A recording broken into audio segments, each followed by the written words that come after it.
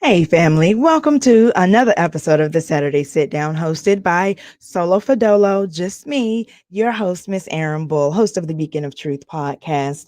Once again, Lovey is absent due to a wedding that she is playing a part in. So go ahead, do your thing. I can't wait for y'all to see Lovey when she gets back. She has a new look. Oh, but I'm going to let her reveal it when she comes back, which she should be returning next week. But nevertheless, normally I do this show live on Saturdays. However, I myself have some things going on that are actually preventing me from being available to do the show live this evening. However, I did not want to leave you without a video. That's my commitment to you guys, especially now that I know you can hear me.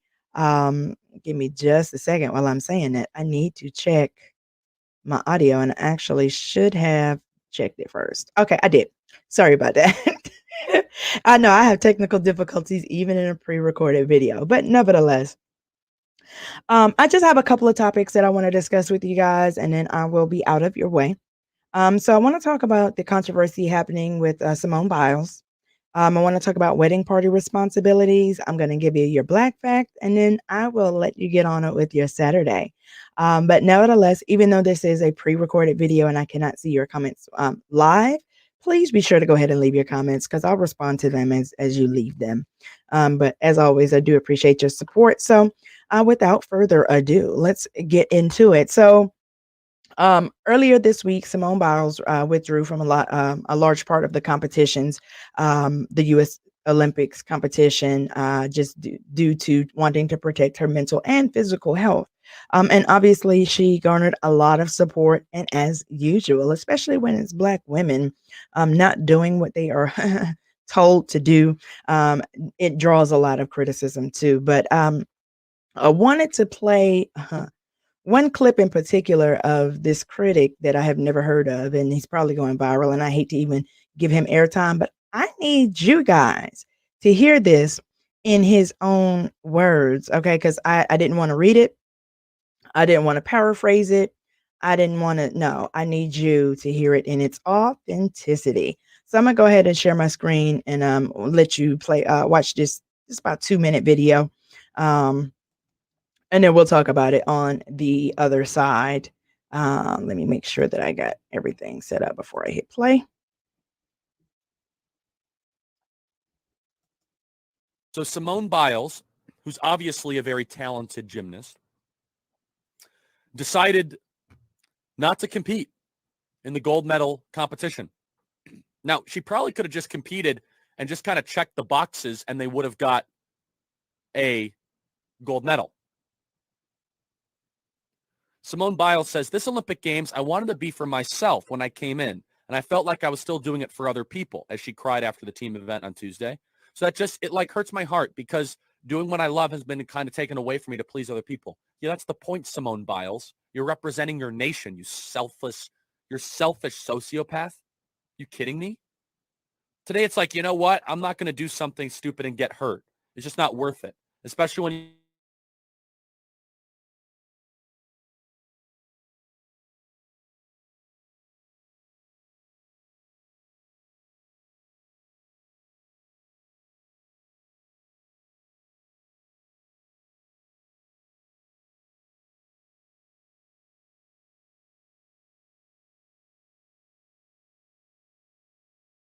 people like Simone Biles. Again, if she got all these mental health problems, don't show up. She's an incredible athlete. Of course she's an incredible athlete. I just said she's probably the greatest gymnast of all time. She's also very selfish. She's immature, and she is a shame to the country. She's totally a sociopath. Of course she's a sociopath. Andrew said she's not a sociopath. What kind of person skips the gold medal match? Who does that? It's a shame to the nation.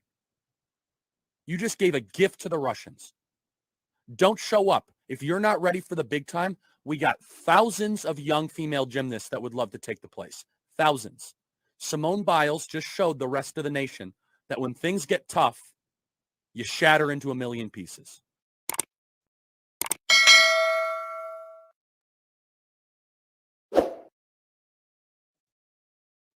Okay, yeah. So let's talk about that. There's a lot to unpack in that. So give me just a second. Yes, I already watched that clip and it makes me mad every single time. Every single time. I think this is about my third time watching it, but okay. So real quick, excuse me. Uh-oh, sorry about that. Let me close this other tab. There we go. Let me see if I can pull up the definition.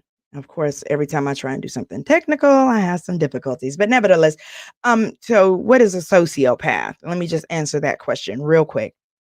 So, a sociopath is a person with a personality disorder manifesting itself in extreme antisocial attitudes and behavior and a lack of conscience. And again, so this person is claiming that Simone Biles is a sociopath because she opted to protect herself. Now, let's talk about Simone Biles, not just the fact that she is the GOAT and the most decorated gymnast in history, in U.S. history. And if I'm not mistaken, in actual history. And not only that, she has 4 specific moves that were named specifically for her. They are called the Biles, okay? And this is who this individual has chosen to tear down because she was overwhelmed. And I personally commend her and I applaud her for focusing on her mental health. And I think that anybody should be allowed to do that, no matter what the pressure is. So, some issues that could potentially come forward from her continuing to compete under her circumstances is that she could injure herself, perform poorly, and then cost the team. Okay. So not just, issues that could happen to her, but also it could be a detriment to her team. So to me, it is the ultimate sign of support to say that I cannot be my best right now. And so it would be better and best for the team if I step aside and let others carry the weight. And then they ended up achieving silver. And obviously, this guy believes that we would have gotten gold, which honestly we probably would have, but at what cost? And again, part of the issue is that it's a black woman, and it's athletics at the end of the day. Of course, as black people, men and women, we are seen only to be best when we are performing, and then less than human otherwise, like we have no value. Um, Obviously, that's not true. I think that she did the right thing. I commend her, and I love the message that it sends to other little girls that have aspirations, or just children and people in general that have aspirations to be great. That sometimes you have to take a take a step back in order for you to be your best. You know what I mean? And you just have to have that honest internal assessment and know what it takes. And also, with her not being fully focused or fully present in the competition, at just in gymnastics, you can get a case of what's called the twisties, right? So what the twisties are is that basically a gymnast can kind of like lose their placement in the air, as they're doing their flips, turns, and things like that, and potentially injure themselves. So here it is. She knows that she's in this position where she could be very susceptible to a case of the twisties, poor performance, and of course, any slips that setbacks, falls, or anything like that, it's counted against the team. And what she initially withdrew from was a team competition. So she really couldn't win. If she would have gone on to perform as what was preferred of her, She would have performed poorly. She would have gotten lower marks and then subsequently caused the team to get lower marks. So what if she would have gone ahead, done the best she could, and it wouldn't have been her best performance? What if they just didn't qualify? What if they ended up with bronze as opposed to silver? I mean, it's not even a guarantee that she would get gold. She got gold because of her excellent performance. So I don't understand. And then number 2, sir, how dare you criticize someone who has dedicated their life to this sport, not just the Olympics, but to the sport in general. And not to forget, y'all, she is one of the survivors of the sexual assault that was taking place in U.S. gymnastics. She's a survivor of that, or I guess you could call it a survivor, but nevertheless, she was a victim. And that's when she took a break from the sport and came back full force and went on to become the GOAT. Just to be an inspiration to um, victims of sexual assault. Like, you can overcome, you can persevere, and you can still be great and not have that hold you back. But she is competing in the same space in which she had that happen to her. So I'm sure that's overwhelming. And I think that she should be allowed to take that mental break. I mean, okay, she got overwhelmed. I mean, and you talk about, if you not going to perform, then, or if you're having mental issues and this, that, the third, don't show up. What? So, okay, here it is. I feel like I can't perform. So I'm not even going to show up, nor am I going to be there to support my team. Hmm? Okay. All right.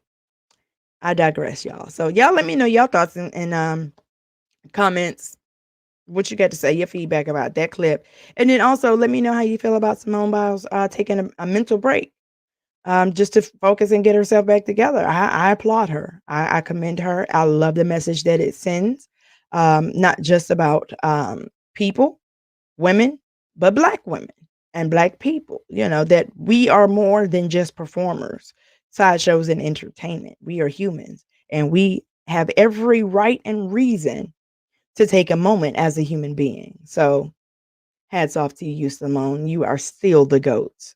And I think that this incident actually makes you even more of the GOAT. Okay. All right. And then, so the other thing that I wanted to talk about today was wedding party responsibilities. As y'all know by now, we are in the midst of planning our wedding, and we're counting down.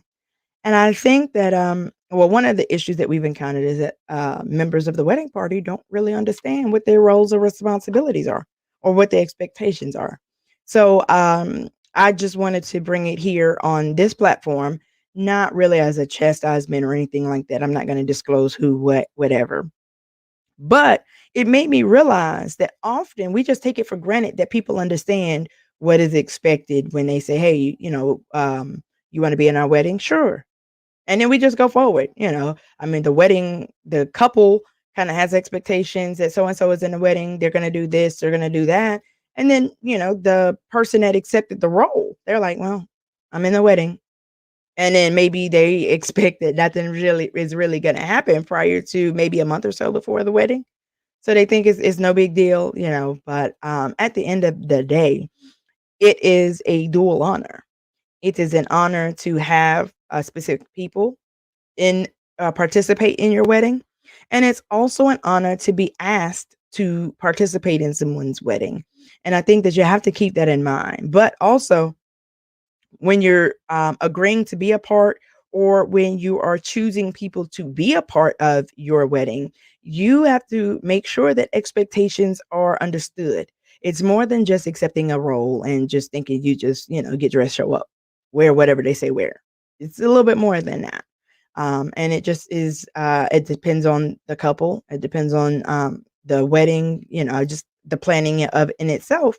So I'm not going to say, what everybody's expectations are, but obviously that is a conversation that we failed to have, but, we've gotten clarity.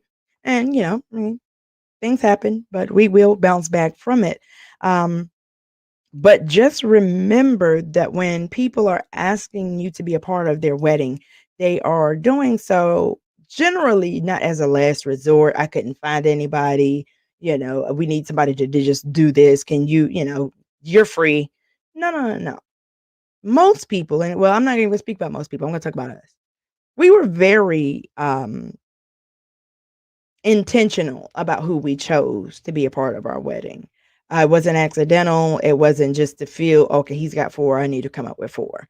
No, we sat down together and made decisions about the important people that we wanted to play a part in these specific roles for our wedding.